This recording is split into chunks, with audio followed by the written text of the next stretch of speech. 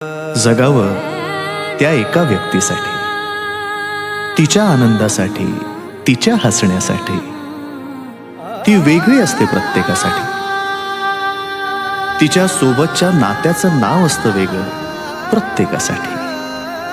कधी प्रेयसी, कधी प्रियकर, कधी नवरा, कधी बायको, कधी भाऊ, कधी बाबा, कधी आई तर कधी ताई. भावना मात्र एकच.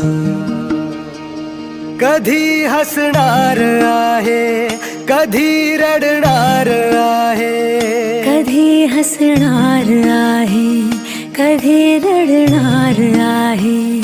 मी सारी जिंदगी